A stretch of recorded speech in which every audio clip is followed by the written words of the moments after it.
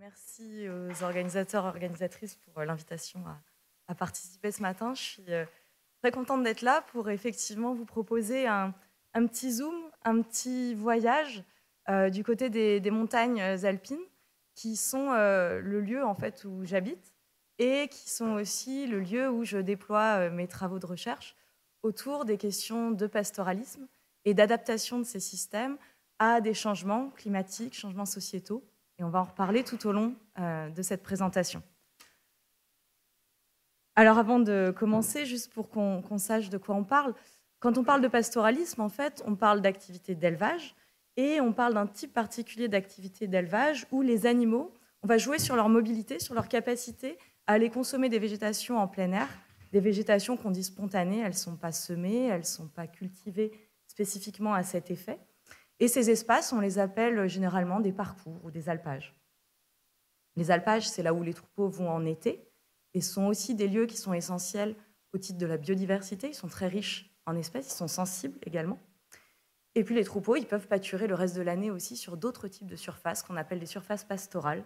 Et l'action des troupeaux va contribuer à façonner une mosaïque de paysages et donc une mosaïque d'habitats pour un grand nombre d'espèces. Un point intéressant par rapport aux activités pastorales dans ces réflexions qu'on va avoir sur l'habitabilité, c'est lié à quelques-unes des caractéristiques qui vous sont proposées ici. C'est une activité qui est basée sur un faible niveau d'intrants, un faible niveau de mécanisation. Et donc, on a des couplages qui sont assez étroits et assez directs entre l'action du troupeau et l'évolution des milieux, sans médiation anthropique très forte. Ce sont aussi des activités qui concernent un large périmètre géographique, un large gradient de milieu et donc d'espèces, qui vont évoluer selon des dynamiques temporelles qui leur sont propres. Et donc, on a différents pas de temps d'évolution qui vont être notables.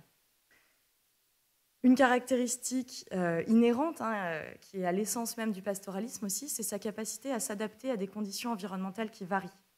Et donc, dans un contexte de changement climatique notamment, ce sont des systèmes qui peuvent être intéressants d'étudier parce qu'ils peuvent nous apporter des pistes sur qu'est-ce que ça veut dire qu'être en capacité de répondre à de telles variations environnementales. Alors pourquoi parler de pastoralisme dans une conférence sur habiter la terre et ses limites? En tout cas, moi, ça m'a posé quelques questions quand j'ai réfléchi à cette présentation. La première question que je me suis posée, c'est qui est-ce qui habite cette terre? Et ici, je considère que c'est la communauté des vivants, à la fois humains et non humains, à la fois sauvages et domestiques, qui est concernée par cette question d'habitabilité. Ensuite, par rapport à la question des limites, moi, ça m'évoque l'étude des interdépendances entre ces vivants. Et c'est de ça qu'il va s'agir dans cette présentation. Et enfin, cette notion d'habiter ou de cohabiter, je l'ai traduite ici en coexistence. Et ce que j'aimerais proposer, c'est quelques éclairages issus des sciences du vivant, essentiellement en écologie et en agronomie, pour montrer comment est-ce que la compréhension de ces mécanismes d'interdépendance peut nous amener à réfléchir à la question de l'habitabilité.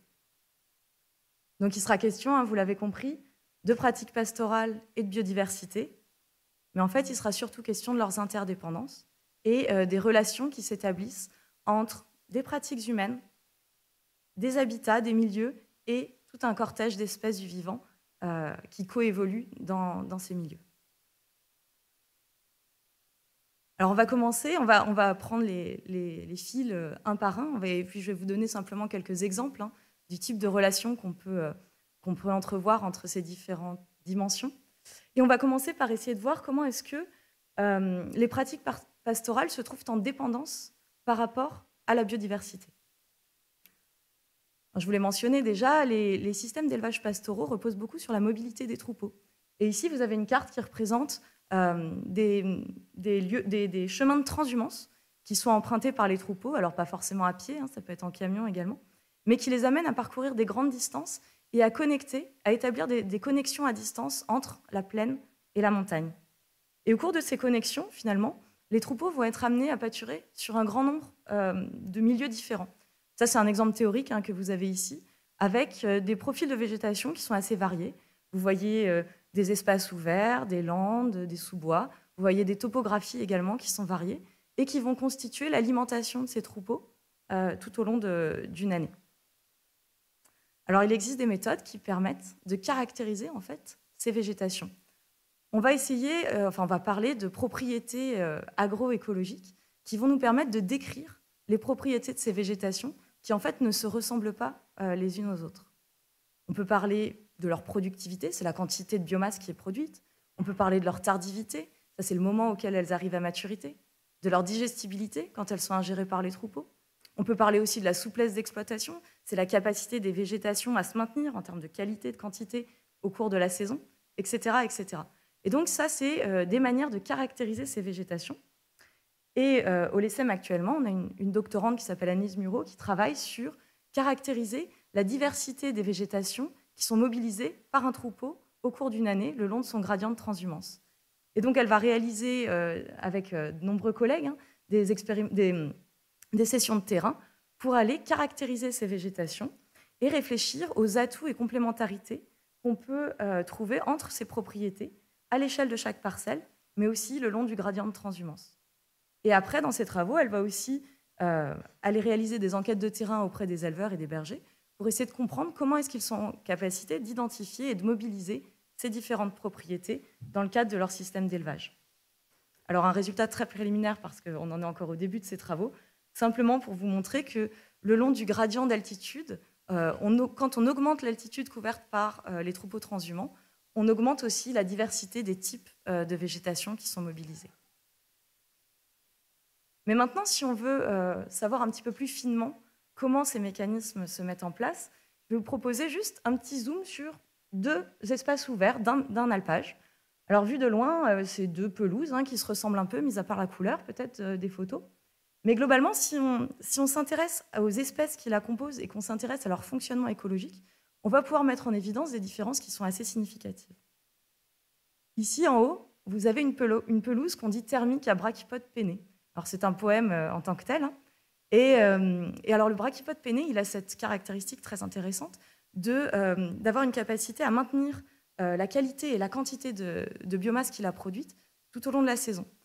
Et en cas d'aléa météo, comme une sécheresse, par exemple, en termes de conduite pastorale, ce sont des pelouses qui vont être extrêmement intéressantes parce qu'elles vont permettre d'assurer l'alimentation du troupeau si les animaux ont appris à consommer ces végétations et qu'ils sont conduits d'une manière adéquate vis-à-vis de ces milieux. À l'inverse, en dessous, vous avez une pelouse qu'on appelle alpine de mode nival. On appelle ça aussi des combes à neige, qui sont situés sur les étages les plus hauts des alpages. Et donc ça, ce sont des milieux qui vont être très attractifs pour les animaux, très appétants, mais qui sont également très sensibles et qui sont fragiles dans un contexte d'évolution climatique, et donc qui, eux, n'apporteront aucune marge de manœuvre vis-à-vis de la conduite pastorale en cas d'aléa comme une sécheresse, par exemple. Alors, ce sont deux exemples. On pourrait multiplier l'étude de ces végétations. Vous avez ici la carte d'un alpage qui a été réalisée par la Fédération des alpages de l'Isère, et chaque couleur représente un type de végétation particulier. Et vous voyez déjà un petit peu la diversité de ces milieux. Quand on regarde ces végétations, finalement, on est amené à croiser des aspects écologiques, des dimensions pastorales, des enjeux environnementaux, tout en prenant en compte la sensibilité au changement climatique. Et donc, finalement, les connaissances auxquelles on fait appel, elles ont trait à la botanique, à l'écologie des communautés, végétales et aussi animales, à la zootechnie, à l'agroclimatologie, etc. Et en fait, qui sont les porteurs de ces savoirs? Ils sont multiples. Il y a des porteurs de savoirs qui sont académiques, scientifiques, et puis il y a des porteurs de savoirs qui vont être affiliés à des organismes techniques, de conseil pastoral, par exemple, ici. Et puis il y a aussi, évidemment, des praticiens, et en premier lieu, les bergères et les bergers, pour qui, dont tout l'art, finalement, du métier est d'arriver à jouer sur la complémentarité de ces végétations. Et donc, il y a des croisements de regards qui sont intéressants à faire entre ces différents porteurs de savoir pour arriver à produire un discours partagé, qui n'a pas besoin d'être commun, mais qui peut être partagé sur ces végétations. Voilà donc pour quelques éléments très rapides sur les dépendances des pratiques pastorales envers la biodiversité. Maintenant, je vais prendre la relation de rétroaction, qui est celle qui caractérise la biodiversité comme évoluant sous l'effet d'un certain nombre de pratiques pastorales. Quittons les Alpes juste pour une diapo. Ce papier s'intéresse aux paysages de la Méditerranée. Et dans cette étude, en fait, ils mettent en évidence que les impacts du pastoralisme sur les milieux pastoraux ils vont varier en fonction de l'intensité du pâturage, ça sont les deux lignes qui sont représentées, en fonction du type d'animaux domestiques qui est mobilisé. Ici, ils étudient des bovins, des caprins et des ovins, et aussi en fonction des enjeux environnementaux qui sont étudiés.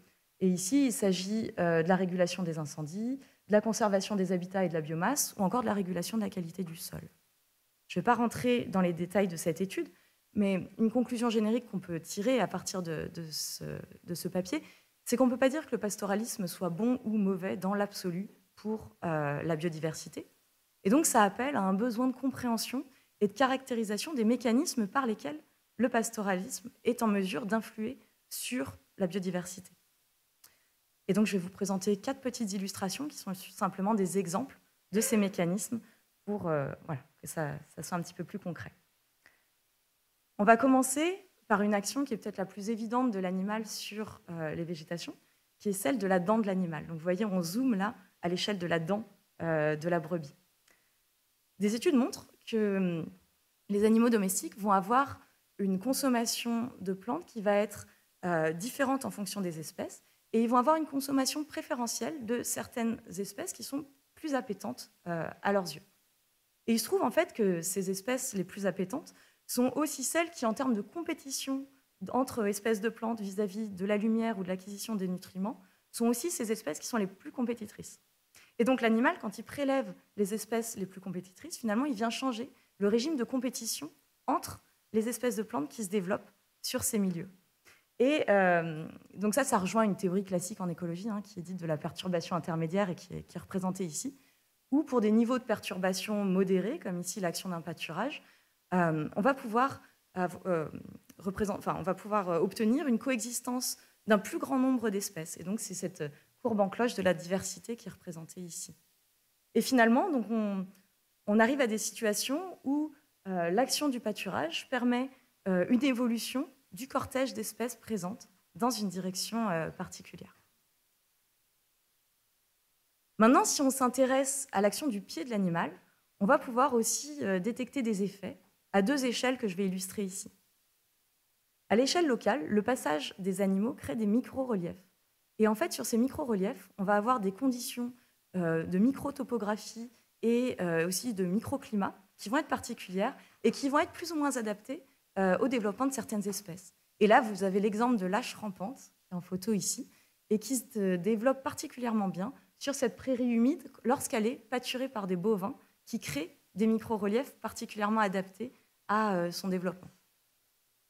Maintenant, si on dézoome un tout petit peu, cette étude ici s'intéresse aux effets du pied de l'animal, mais à l'échelle cette fois d'un bassin versant.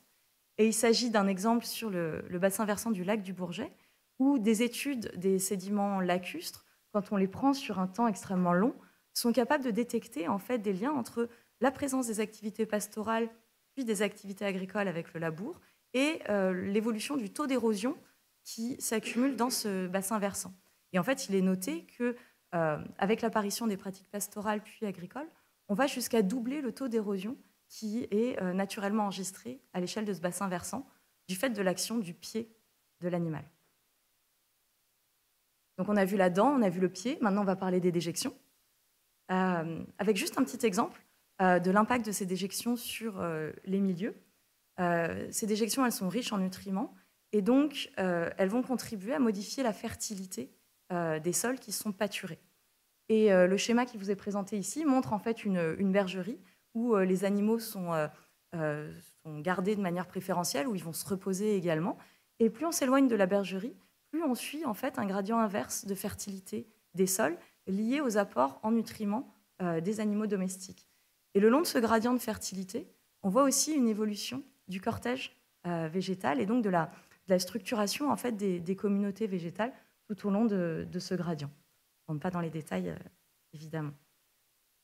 Et puis le dernier exemple sur cette partie d'influence des pratiques sur la biodiversité, c'est simplement lié à la présence même des animaux sur ces milieux. Vous avez ici une photo prise dans le parc national des Écrins où au premier plan, vous avez du stipe penné qu'on reconnaît là avec ces jolis plumeaux blancs. Et en fait, ça fait partie des espèces, mais alors parmi de nombreuses autres espèces végétales, qui vont pouvoir être transportées par les troupeaux. Alors soit parce qu'ils les ingèrent et ils le rejettent avec leurs fesses à distance, soit simplement parce que les graines vont se prendre sur la laine, par exemple, des moutons. Et donc, on a des études qui montrent qu'il peut se passer jusqu'à 2 à 3 jours entre le moment où les animaux ingèrent ces espèces végétales et le moment où ils les rejettent au travers de leurs fesses. Et donc, ça va permettre aux plantes, finalement, des déplacements qui se quantifient à l'échelle de quelques kilomètres ou dizaines de kilomètres. Et donc, on voit comme ça une influence simplement de la présence du pâturage sur ces patrons de mobilité des espèces végétales. Et puis un dernier exemple ici qui montre un peu la profondeur historique de cette coévolution entre espèces liée à cet adage romain qui dit que là où il y a des troupeaux, il y a des vautours. Et donc, on voit bien cette synchronie ou cette coévolution entre différentes espèces qui vont coévoluer à l'échelle des paysages. Voilà donc pour une illustration de quelques-uns des mécanismes par lesquels biodiversité et pastoralisme se trouvent en coévolution. Les deux situations, les deux exemples que je vais prendre maintenant visent à vous montrer comment est-ce qu'on peut s'appuyer sur cette compréhension pour piloter, pour gérer des espaces donnés, ou alors pour essayer de s'adapter à la variabilité des conditions environnementales et notamment climatiques. Donc ce premier exemple, il s'intéresse à une espèce emblématique qui s'appelle le tétralyre, que vous avez en photo en bas. C'est un galliforme de montagne. Et les tétralyres, pour réaliser leur cycle de vie, ils ont besoin d'une mosaïque diverse d'habitats.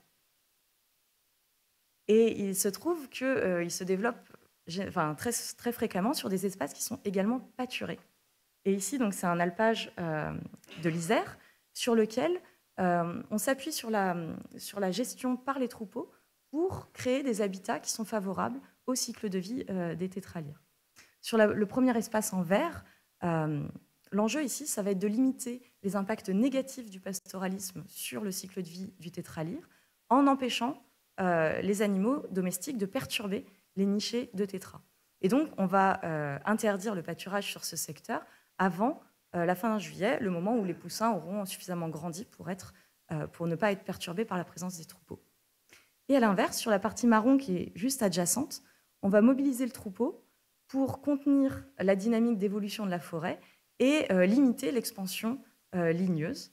Et donc ça va être dans l'objectif de maintenir des milieux qui sont favorables à la reproduction du tétralyre. Il va y avoir des mesures de gestion qui vont être proposées pour que le troupeau soit présent en juillet et en septembre pour arriver à obtenir cette action sur l'évolution des milieux. Et donc ici, ça me permet simplement de souligner que la connaissance du cycle de vie du tétralyre et de l'impact des troupeaux sur les milieux permet de mettre en place ce type de gestion et souligner aussi l'importance de certains outils de gouvernance dans la mise en œuvre de ces mesures et en l'occurrence des mesures agro-environnementales et climatiques qui sont liées à la politique agricole commune. La deuxième situation que je vous présente, elle a trait à la mobilisation de ces connaissances dans un contexte d'adaptation au changement climatique. Et pour ça, je vais m'appuyer sur le dispositif Alpage Sentinelle, qui est un dispositif de recherche-action, recherche transdisciplinaire, que l'on coordonne au LECEM. Dans Alpage Sentinelle, en fait, se pose la question de comment est-ce que les milieux d'alpage et les systèmes pastoraux vont évoluer dans les Alpes. Et en fait, cette question, elle charrie un vaste lot d'incertitudes, de tensions également. Et donc, depuis plus de 15 ans maintenant, Alpage Sentinelle, c'est un réseau de partenaires, à la fois scientifiques, techniques et territoriaux, qui résonnent ensemble autour d'un nouvel objet commun sur lequel ils s'accordent. Et ce nouvel objet commun, finalement, c'est l'alpage dans un contexte de changement climatique. Et c'est ça qui fait converger les discours et les regards. On traite deux questions, principalement dans Alpage Sentinelle. La première qui a trait à essayer d'objectiver les impacts des changements climatiques sur les milieux, les végétations et les ressources pastorales, et également sur la manière dont les troupeaux sont conduits en alpage. Et puis on s'intéresse également à imaginer ou à créer des outils qui soient à même d'accompagner les différents acteurs du territoire dans le raisonnement de l'adaptation en alpage face au changement climatique. Et pour mener à bien ces travaux, finalement, eh bien, on est amené à croiser différents regards, différentes expertises qui font appel à une diversité de disciplines en sciences du vivant, en sciences humaines et sociales, mais également de types de savoirs, avec des savoirs scientifiques croisés avec des savoirs techniques et des savoirs expérientiels. Et donc tout l'enjeu, c'est d'arriver à faire dialoguer tous ces différents mondes et à produire ensemble des connaissances et des outils qui soient appropriables plus largement. Alors comment on fonctionne dans Alpage Sentinelle, hein, en 2 mots. On a un volet d'observation qui est basé sur une trentaine de sites pilotes à l'échelle des Alpes françaises et qui s'établit sur le long terme. Ça rejoint la présentation précédente. Ensuite, on a un volet où on cherche à coproduire des outils, des méthodes qui prennent des formats variés. Vous avez ici quelques illustrations de brochures techniques, de vidéos de vulgarisation, d'interfaces web, de consultation de données, etc. Et puis, un volet de concertation aussi, puisque tout l'enjeu, c'est de mettre en dialogue ces questionnements, ces regards et ces connaissances qui sont petit à petit construites à différentes échelles, à l'échelle des territoires et à l'échelle du massif alpin.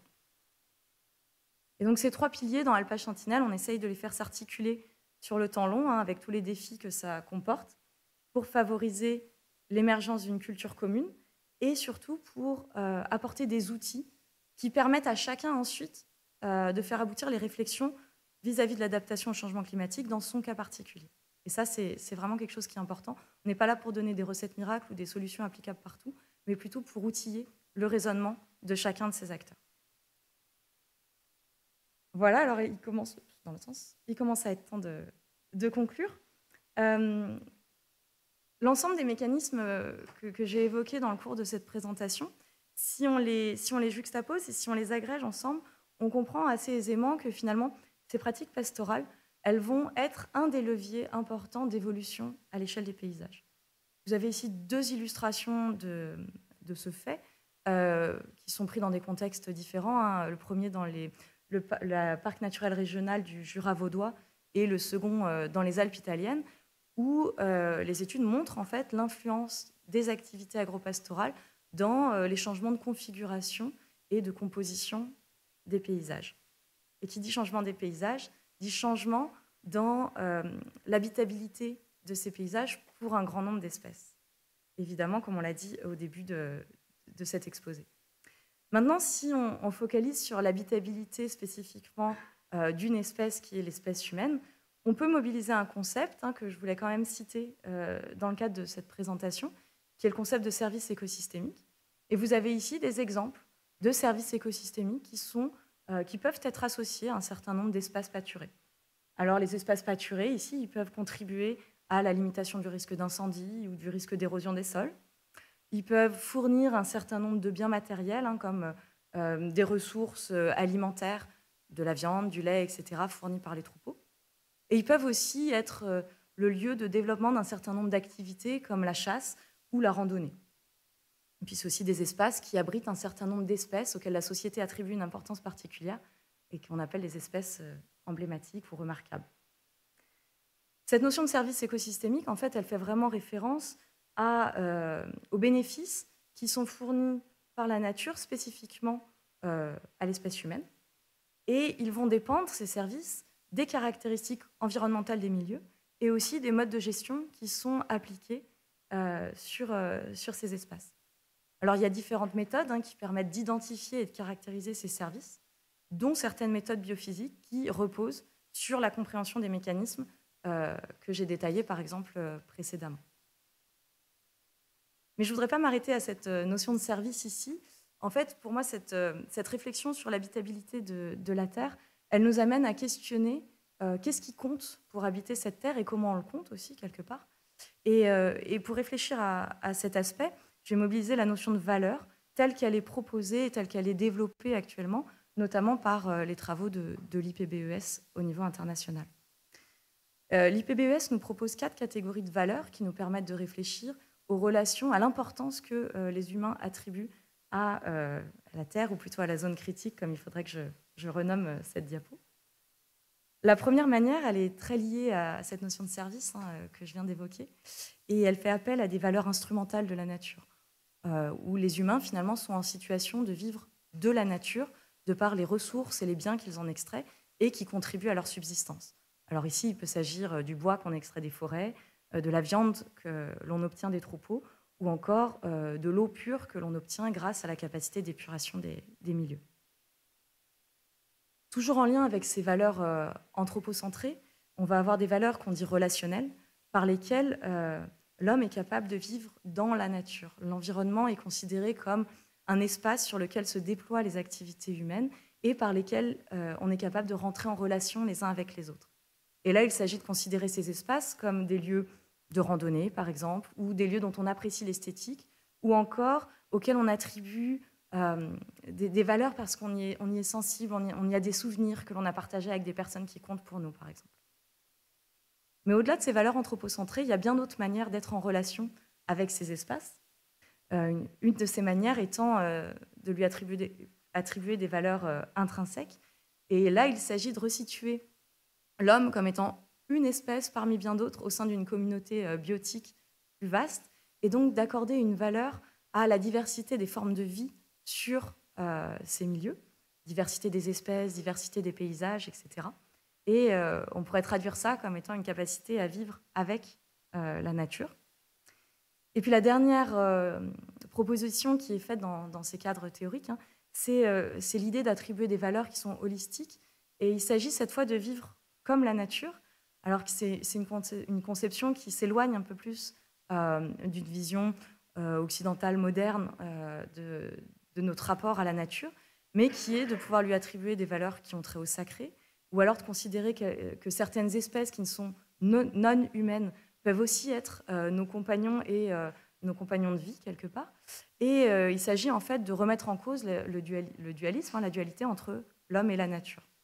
Donc voilà, simplement une petite prise de recul pour montrer comment est-ce que cette question de l'habitabilité, elle vient nous interroger sur la manière dont on regarde ces espaces et sur les manières dont on lui assigne un certain nombre de valeurs, dont on crée de la valeur par rapport à ces milieux.